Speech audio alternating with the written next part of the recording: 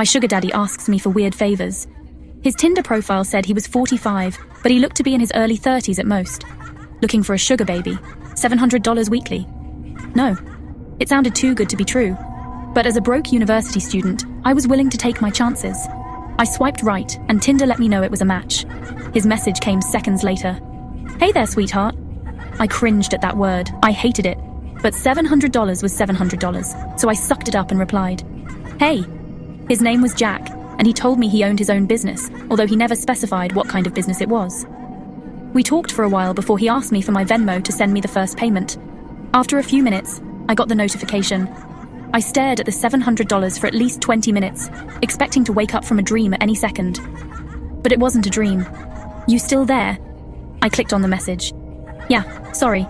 If you don't mind me asking, what are you looking for in return?" I stared at the chat until he replied, "I'm just looking for you to do a few favors for me." That sounded like it was going to be sexual to me. Like what? For example, the first thing I need you to do is pick up a delivery for me. That sounded innocent enough, but I was still expecting there to be some kind of twist. $700 to pick up a package. Come on, even I wasn't that naive. From the post office or something? No, I'll send you the address, but I'd rather not do this through Tinder. You got Kik? Or you can give me your number. Kik? What was this? 2011. I decided to give him my number instead, and he texted me the address immediately, followed by the address to his house, where I would have to drop off the package. I'm not home right now, but there's a key on the bottom of the blue flower pot near the door. Go inside and put the package on the coffee table in the living room. Make sure that you lock the door when you go inside the house, and then lock it again when you leave. I grabbed my car keys and wallet and got into my car, putting the address into Google Maps. Got it. OMW. My phone buzzed as I backed out of my driveway. I'm serious. Lock the door both times, please. I thought that was a little excessive, but I promised him that I would. The house looked abandoned. It had a broken chain-link fence around it, with a small door that was hanging on to dear life. It stuck out like a sore thumb, surrounded by houses that were a lot nicer than this one in comparison. "You here for Jack's?" I looked up to see a man standing in the open doorway of the house. He took up almost the entire space, his head skimming the top of the doorframe. He was huge, in height and muscles, and his entire torso was covered in tattoos. Yeah, I guess," I replied, not moving from my spot on the sidewalk. "Stay right there," he said. I did. I actually don't think I would have moved if he had asked me to. I looked around and realized that there was no one else on this street. I was a 21-year-old woman, alone in the street. I gripped my car keys. A few minutes later, the man came back out carrying a cardboard box. It was about the size of a shoebox, but stained and damp on some of the corners. "Can you open your car?" he asked. I opened the trunk, not wanting that inside on my car seats, and he set it in. "All right, there you go," he said. "Thanks," I replied. I walked around to the driver's side of the car and opened the door. "Oh, and one more thing," he said. I looked at him. "Watch out," he said. I didn't reply. I blasted my music as I drove to Jack's house, hoping it would drown out my anxiety. It didn't. I parked my car in the stone driveway and stayed inside the car, admiring the house. It was a huge house, with stone pillars on the front porch, and the greenest grass I had ever seen in my life. I turned the car off and got out. I grabbed the package and walked to the front door, getting the key from where he said it would be. I opened the door and stepped in, closing it behind me. I thought about what he had said, about locking the door when I got inside. I thought that was a little overboard. But as I stared at the closed door, something made me reach out and lock it. I walked inside, my feet cushioned by the thick maroon carpet, and admired the inside of the house. All the furniture was wooden and looked incredibly expensive. I would probably finish school a dozen times with the money that it took to furnish this place. I set the package down on the coffee table, and as I walked back to the door, I heard a phone ringing from somewhere inside the house. I froze. In my pocket, my phone buzzed. I took it out to look. "Don't answer any calls that aren't from Marvin." I put my phone back and followed the sound of the phone, poking my head into a few different rooms before I found it in an office. I walked over to the desk and looked at the caller ID. Incoming call from Jack. That was odd. I grabbed my phone to look at the message again. I was starting to get a little bit creeped out and decided I wouldn't answer, just to be safe, and left the house, remembering to lock the door as I left. I've done a few more favors for Jack since then. I drove a BMW to a random park in another city, only to get out and drive a different car back to Jack's house. He had me meet one of his employees at lunch, who then gave me a briefcase to deliver to the first house I had gone to, and told me he would know if I looked inside. On several occasions, he asked me to drive down to that same house and stay with the guy, whose name was Julio, for a certain amount of time. In total, I've made around $3,500. Most recently, Jack asked me to stay in his house overnight. I woke up to a text message from him. "I need you to spend the night at my house. I hadn't ever seen him in person, but I had talked to him on the phone a few times. He proceeded to tell me he would pay me $1,000 to spend the night at his house, provided that I followed a few rules. I drove to his house that evening. The driveway was empty, and it normally was, but the porch light was on. I walked up, unlocked the door, went inside, and then locked it again. Everything in the house looked the same.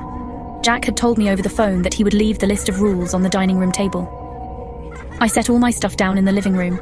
My bags looked like garbage compared to the fancy furniture in there. I wandered into the kitchen and then to the dining room. Sure enough, there was a piece of paper on the wooden table, held down by an empty glass. Lock the door when you come in. Only answer calls from Marvin. Don't turn on any faucets between 9 p.m. and 11 p.m. Don't open the door for anyone, no matter who they say they are, after 10 p.m. If the door to the closet at the end of the hall is open, sleep in the library. If closed, sleep in any of the bedrooms. The gardener comes at midnight. If he starts knocking on the windows, hide. Turn the TV on and let it play on static through the night. Do not forget to do this. Help yourself to anything in the fridge. I'll pay you in the morning. Good night. I made sure to follow all the rules. To be honest, I was regretting my decision, but seeing as I was already here and I was getting paid, I decided to stay anyway. I figured as long as I followed all the rules, I'd be perfectly fine. Still, it felt a little odd. What was this? A haunted house? Nevertheless, I lounged around the house for a few hours, as I was planning on going to sleep around 9 since that's the time that all the weird shit would begin to happen. At 8:50, I brushed my teeth, using the faucet for the last time before 9. I checked the closet in the hallway, and upon seeing that it was open, I moved my stuff into the library and got ready to sleep on the couch. I locked two doors just in case, and laid on the couch, scrolling through my phone. I hadn't gotten any more messages from Jack, and I started to think up scenarios and reasons as to why he had such strict, peculiar sets of rules in his house. I had dozed off at some point, because at exactly 10:16 p.m., I was woken up by the doorbell ringing. I was about to get up to check, but then I remembered the rule. Don't open the door for anyone, no matter who they say they are, after 10 p.m. I stayed on the couch, trying not to move, paranoid that they would hear even the slightest sound. It's the police! Open up! I didn't move. Hello? It's the police! Open up or we're coming in! I still didn't move, but I could hear my heartbeat in my ears. There was silence for a while after that. Then the doorbell rang again. Hey, it's Jack! Let me in! It sounded like Jack, but still, I didn't get up. He would have a key, wouldn't he? Why would he need me to let him in? This continued for almost a full hour. Different people would ring the doorbell, announce themselves, and then disappear when I didn't respond. I was finally able to fall asleep, and the gardener never came. When I woke up the next morning, I heard someone in the kitchen. I got up slowly and unlocked the door as quietly as possible, taking my phone with me and walking across the living room and into the kitchen. I stopped at the entrance and peered in. It was Jack. He was standing in front of the stove, stirring something as the coffee machine brewed coffee on the counter behind him. Hey, good morning, he said when he saw me. Hi, I replied, nervous. I hadn't seen him in person before, but he looked exactly like his pictures online. Scrambled eggs? He asked, motioning to the pan with a wooden spoon. Yeah, thanks, I replied, walking over to take the plate from him. I ate my breakfast and drank some coffee in silence. So how was it? He asked. It was okay. Nothing super freaky happened, I replied. Cool, he replied. There was an awkwardness in the room.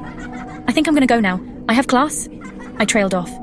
I didn't, but I really wanted to get out of there. Oh no, yeah, sure. I'll talk to you some other time, he replied. I grabbed my stuff and he walked me to my car. I could see him standing in the driveway, staring at me as I left.